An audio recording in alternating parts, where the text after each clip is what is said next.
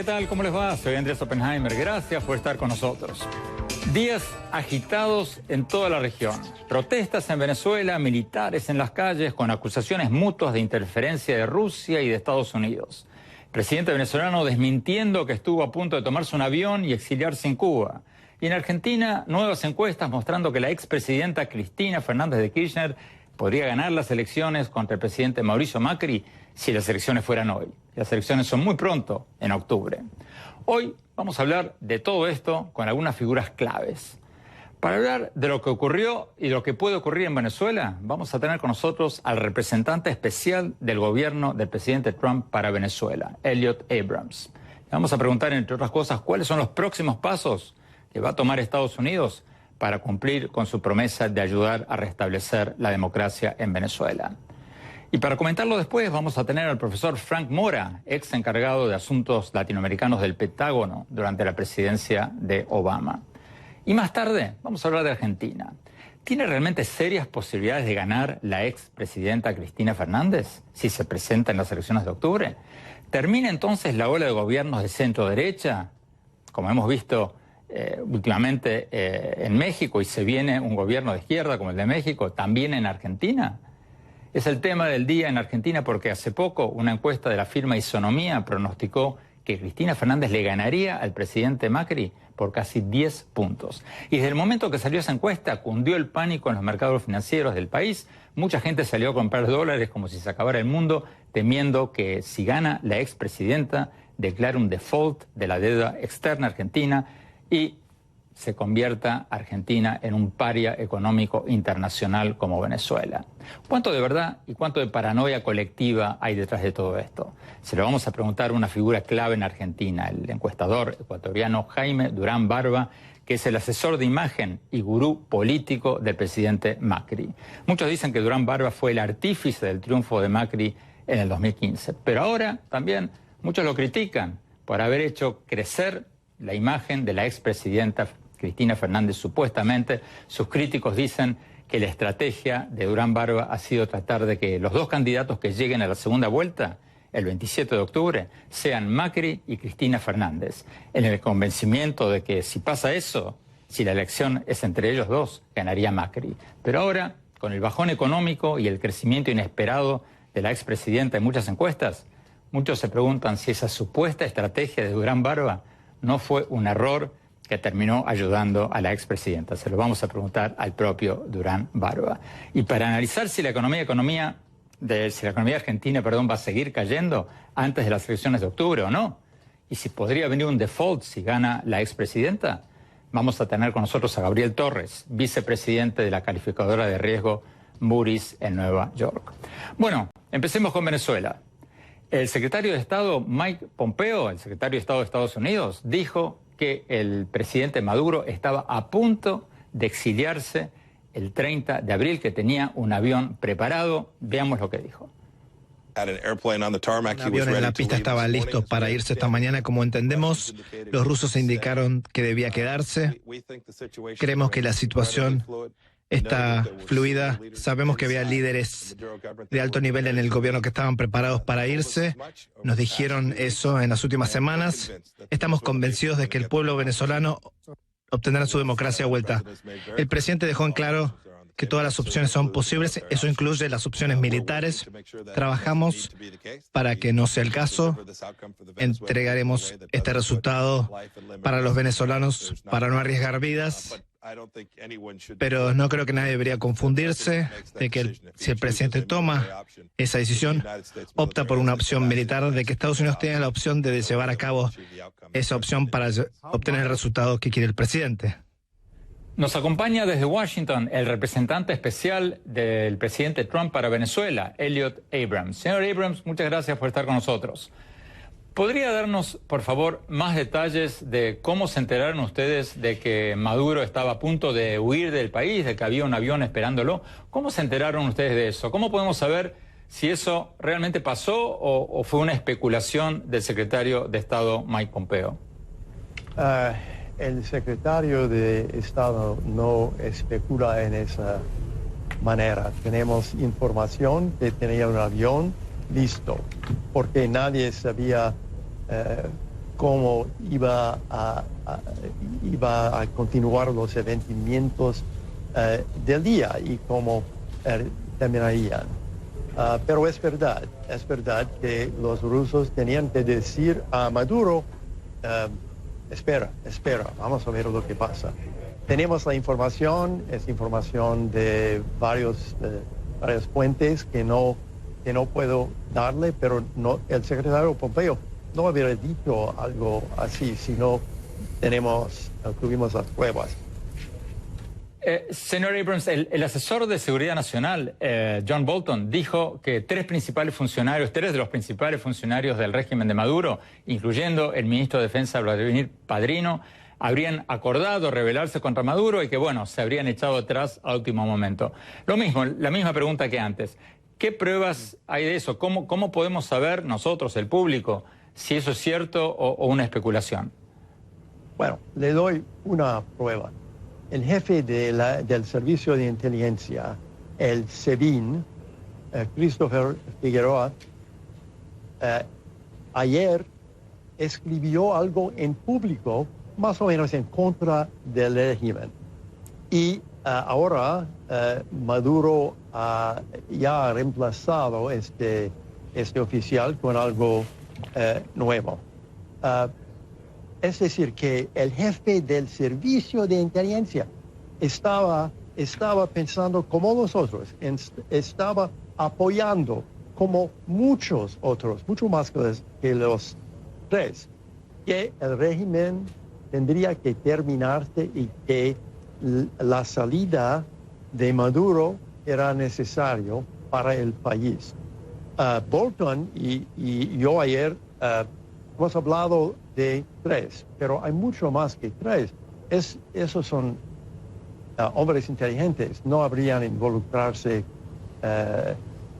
querido involucrarse en esa negociación sin el apoyo de muchos otros. Entonces, hoy día es evidente que Maduro no puede saber quién es leal, quién piensa que él tiene que irse, quién piensa que es el momento para un cambio fundamental en Venezuela.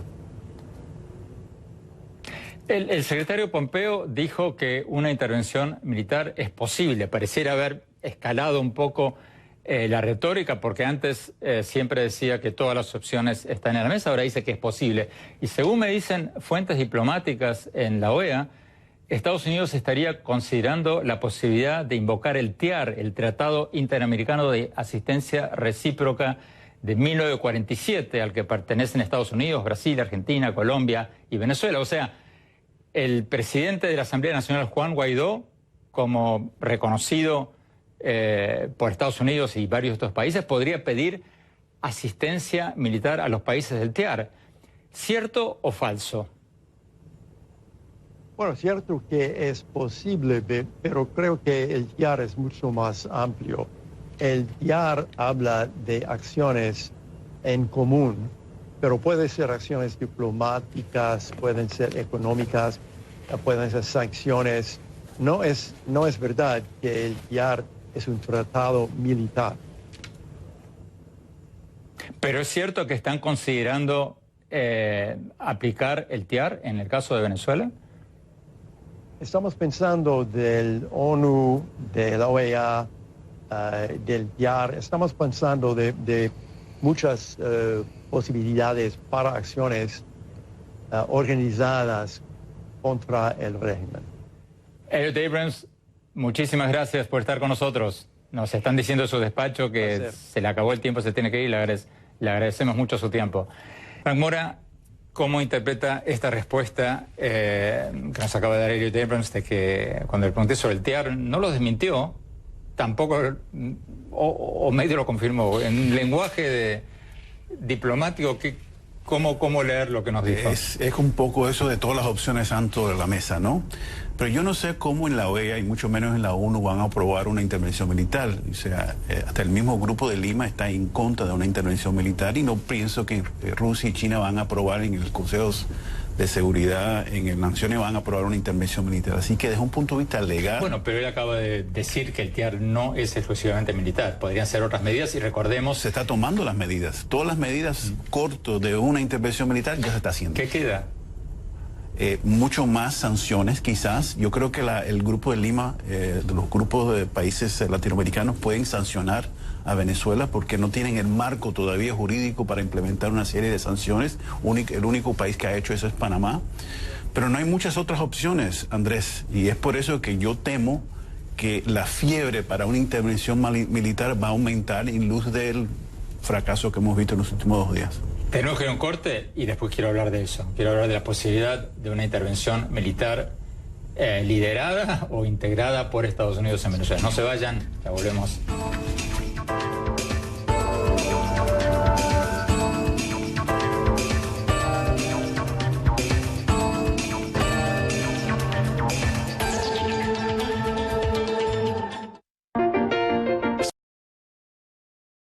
Entre Gracias por seguir con nosotros. Estamos hablando de los recientes sucesos en Venezuela, donde el enfrentamiento entre la oposición y el gobierno de Nicolás Maduro se ha tornado más violento y donde la crisis se está internacionalizando con acusaciones mutuas de injerencia externa de Rusia y Estados Unidos. Tenemos con nosotros a Frank Mora, el ex jefe de asuntos latinoamericanos del Pentágono durante el gobierno del presidente Obama, demócrata, puedo decirlo, o sea, el partido contrario del presidente Trump. Doctor Mora, ¿qué piensa usted de lo que ha dicho el secretario de Estado Pompeo de que Maduro estaba a punto de tomarse un avión? Después lo que dijo el asesor de Seguridad Nacional Bolton de que 3 altos funcionarios venezolanos habrían estado en conversaciones para rebelarse contra Maduro y se echaron atrás al último momento. ¿Cómo lo ve? Usted estuvo en el Pentágono. Sí, 2 razones yo creo. Primero es para dar una explicación por qué no se dio el resultado deseado y echando la culpa a otros por la cual el plan que quizás plantearon y que no dio resultados, la razón por la cual no quizás fracasó. Pero el segundo me parece más importante es la idea de crear más desconfianza dentro del ciclo del poder de Maduro, ¿no? Crear desconfianza, incertidumbre, crear fisuras dentro de la dictadura para crear una situación que no es sostenible. Es una especie de operación psicológica que quizás hemos visto anteriormente para crear esas divisiones dentro de la dictadura. Pero ¿no corre el riesgo el gobierno de Trump de convertirse en protagonista de esto, que es lo que le conviene a Maduro? Porque a Maduro le conviene presentar esto como un enfrentamiento entre Venezuela y Estados Unidos y no como un enfrentamiento entre una dictadura y una oposición democrática. Entonces, ¿no es contraproducente ponerse en el centro de la escena? Sí, yo creo que tienes toda la razón. Yo creo que al principio el gobierno del presidente Trump hizo muy bien en tratar de internacionalizar la crisis buscando el Grupo de Lima, que esto no era una cuestión de Estados Unidos y la dictadura, sino Venezuela con el pueblo y con la comunidad internacional. En las últimas semanas se ha bilateralizado la situación. Estados Unidos es el protagonista y es lo que anda buscando, creo que Maduro. La contracrítica a eso es que puede ser un acto de desesperación, que bueno, que si los europeos no acompañan, sigamos adelante. Puede ser que lo que piense en la Casa Blanca sea eso, ¿o no? Sí, lo que pasa es que uno está creando expectativas alrededor de un evento, de un día, y cuando no da resultados, entonces en la Casa Blanca se desespera, se frustra y quiere buscar una solución inmediata. Y en ese proceso se bilateraliza la crisis. ¿Cómo cree usted que sigue esto? Hay, para hablar mal y pronto, ¿aumenta el riesgo o la posibilidad de una intervención militar? No, yo no creo que no. Yo creo que hay individuos y sectores dentro del gobierno del presidente Trump que quizás ya están pensando eso en serio, pero no creo que en el Departamento de Estado, ni siquiera mucho menos en el Pentágono, yo creo que están considerando y viendo eso como una posibilidad viable. Hay una lucha quizás interna, se van a dar dentro del gobierno, pero no veo... O sea, la Casa Blanca son los duros acá. Los duros, y el Departamento de está Estado en el medio, y el Pentágono sí está muy en contra de esta crisis, por razones que esto puede, si hay una intervención militar, la posibilidad de una ocupación por un tiempo es posible. ¿Y quién se va a responsabilizar por la seguridad interna de un país donde no existen la seguridad de Estado en un caso de invasión o intervención militar? Estados Unidos. Pero usted decía recién que no, que cree que no, pero con un presidente como Trump, que, nos guste o no nos guste, no le da mucha cancha, por decirlo, a sus asesores. Muchas veces hace lo que se le viene en ganas. Mira, y algo ha sido consecuente el presidente. Desde el principio, desde la campaña, le ha dicho que él no está en entrar en aventuras militares. Esa es la expresión que utilizó. Y la expresión lo utilizó en el discurso de Estado de la Unión, que no va a estar interviniendo en los asuntos internos de otro país. Entonces, está la política de America First, que está en contradicción contra la idea de intervenir en un país sudamericano. Tenemos que ir a un corte, vamos a un corte rápido y vamos a hablar de Argentina. Las nuevas encuestas que dan como posible ganadora de las elecciones de octubre a la expresidenta Cristina Fernández. Y al final del programa, mis conclusiones sobre Venezuela. No se vayan, ya volvemos.